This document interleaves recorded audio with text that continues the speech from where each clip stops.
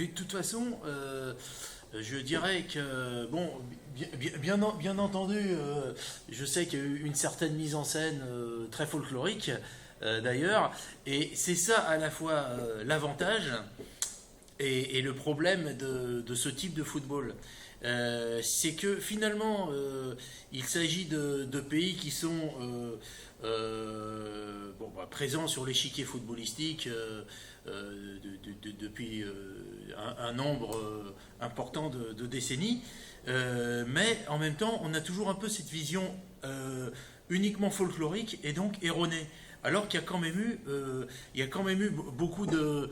Vous m'entendez dans le fond?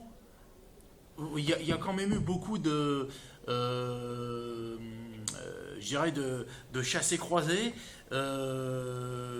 d'enseignements réciproques. Il y a eu des processus, notamment de fertilisation croisée. Je m'explique. Si on prend le cas de l'équipe d'Algérie, il n'y a pas eu que dans l'équipe actuelle qu'il y avait déjà des joueurs qui avaient joué à l'étranger et qui avaient contribué avec leur talent à enrichir les championnats non algériens dans lesquels ils jouaient. Je pense à Madjer qui a joué au Portugal, au FC Porto, et à pas Séville, Valence, en FC Valence en Espagne. Il y avait aussi Zidane. Alors, attention, Jamel Zidane. Jamel Zidane, pas Zinedine Zidane. Voilà, c'est comme quoi c'est un patronyme prédestiné.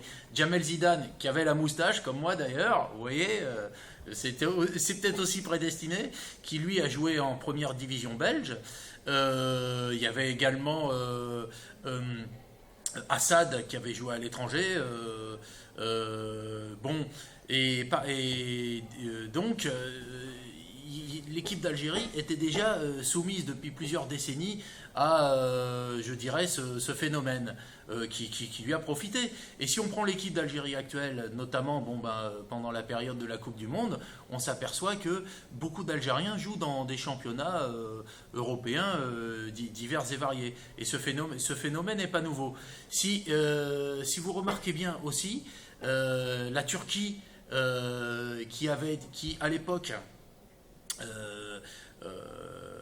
bon, en 2008 et en 2002, donc avait fait une très bonne Coupe du Monde et un très bon championnat d'Europe des Nations. La Turquie aussi avait réussi cet équilibre entre qualité intrinsèque du footballeur turc à gérer et caractéristiques, je dirais, sur le plan tactique notamment, sur le plan de la rigueur, hérité d'autres championnats. Voilà. Bon, ensuite, pour en revenir pour en venir, pardon, à la deuxième question là, qui faisait suite à cette question, bon, le corollaire de tout ça, c'est que il y a bien sûr une sorte de standardisation, mais il n'y a pour l'instant pas une dépersonnalisation. Et je dirais, cet enrichissement, cette standardisation permet aussi peut-être une égalité, un nivellement au niveau de la pratique du football sur le terrain.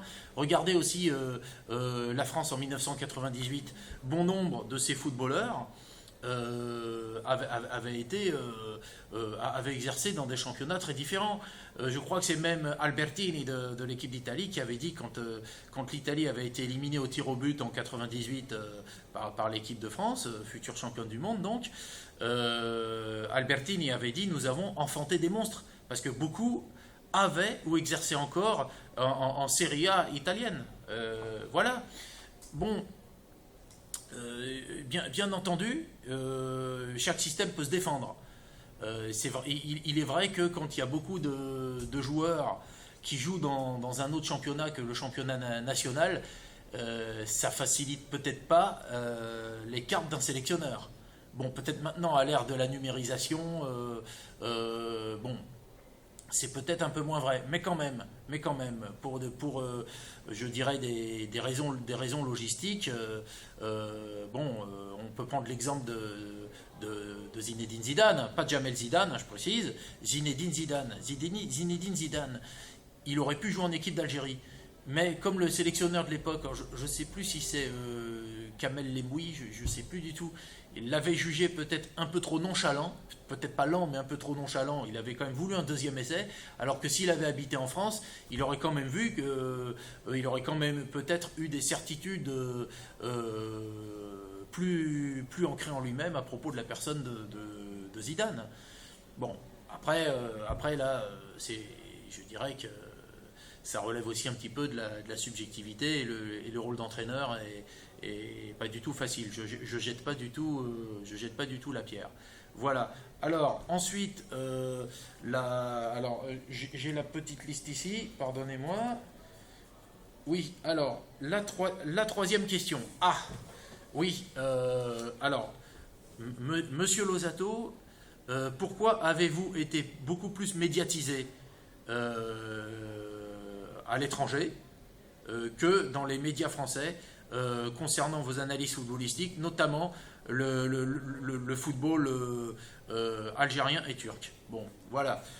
Je crois savoir qui m'a posé cette question dans l'assistance.